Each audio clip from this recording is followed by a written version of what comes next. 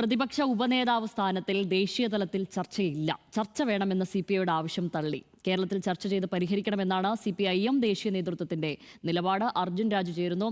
അർജുൻ, എന്തായാലും CPIക്ക് ഈ വിഷയത്തിൽ ഒരു ഉറച്ച നിലപാടുണ്ട്. അത് അവർക്ക് ആ സ്ഥാനം കിട്ടണം എന്നുള്ളത് തന്നെയാണ്. അതിനവർ പല കാര്യങ്ങൾ തന്നെ മുന്നോട്ട് വെക്കുന്നുണ്ട്. നേരത്തെ തന്നെ ഇതിലൊരു പരസ്യമായ ഒരു നിലപാട് ബിനോയ് വിശ്വം കൈക്കൊള്ളുകയും ചെയ്തിട്ടുള്ളതാണ്. അപ്പോൾ ഇത് കേരളത്തിൽ തന്നെ ചർച്ച ചെയ്ത് പരിഹരിക്കാനാണ് പറയുന്നത്. പക്ഷേ കേരളത്തിലെ CPIM നിലവിൽ അതിനൊരു വിട്ടുവീഴ്ചയില്ല എന്ന നിലയ്ക്കാണല്ലോ ഒരു നിലപാട് സ്വീകരിച്ചിരിക്കുന്നത്. ഇനി ഇതിൽ എങ്ങനെ ഒരു സമവായമാകും, പരിഹാരമാകും എന്നാണ് കരുതേണ്ടത്. അത് നേരത്തെ തന്നെ CPIയെ ഇക്കാര്യങ്ങൾ പറഞ്ഞ് ബോധ്യപ്പെടുത്തുക എന്ന നിലയ്ക്കായിരുന്നു ഒരു കാര്യങ്ങൾ തീരുമാനിച്ചിരുന്നത് എന്ന് തോന്നുന്നു.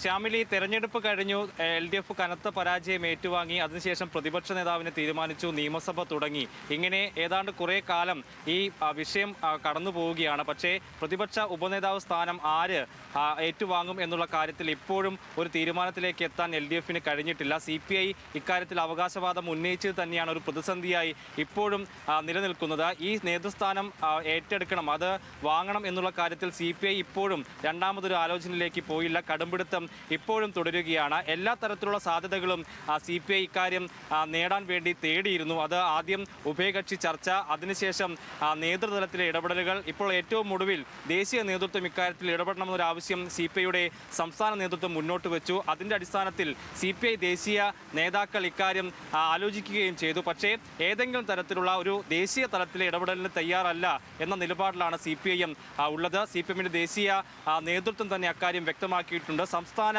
വിഷയമാണ് അത്. പ്രതിപക്ഷ ഉപനേതാവ് എന്നുള്ളത് കേരളത്തിൽ ചർച്ച ചെയ്ത് പരിഹരിക്കേണ്ടതാണ്. അത് ആ രണ്ട് പാർട്ടികളുടെ സംസ്ഥാന നേതൃത്വം തന്നെ ചർച്ച ചെയ്ത് പരിഹരിക്കട്ടെ എന്ന നിലപാടാണ് ഇപ്പോൾ CPIM ദേശീയ നേതൃത്വം സ്വീകരിച്ചിട്ടുള്ളത്. അതായത് CPIയുടെ ആ ആവശ്യത്തെയും ഇപ്പോൾ പൂർണ്ണമായും നിരാകരിക്കുകയാണ് CPIM. ഇനിയുള്ള സാധ്യത ഒരു വട്ടം കൂടി ഒരു ഉഭയകക്ഷി ചർച്ച ഈ വിഷയത്തിൽ നടക്കുക എന്നുള്ളതാണ്.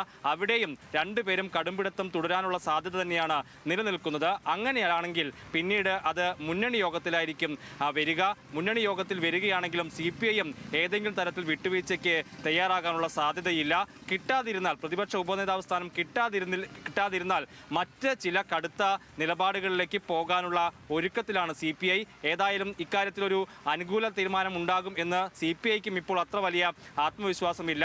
അതുകൊണ്ട് അടുത്ത കടുത്ത നിലപാടുകളിലേക്ക് എന്താണ് പോകേണ്ടത് എന്നുള്ള ആലോചനയിലേക്ക് CPI എത്തിയിരിക്കുകയാണ് ഇപ്പോൾ. ശാമിൽ, ശരി, പ്രതിപക്ഷ ഉപനേതാവിനെ ചൊല്ലി ഇടതുമുന്നണിയിൽ ചിലപ്പോൾ ഒരു രാഷ്ട്രീയ പ്രതിസന്ധി തന്നെ ഉടലെടുത്തേക്കാവുന്ന ഒരു സാഹചര്യമാണ് നിലവിൽ ഉരുത്തിരിഞ്ഞു വന്നിരിക്കുന്നത്. അർജുൻ രാജാണ് വിവരങ്ങൾ നൽകിയത്.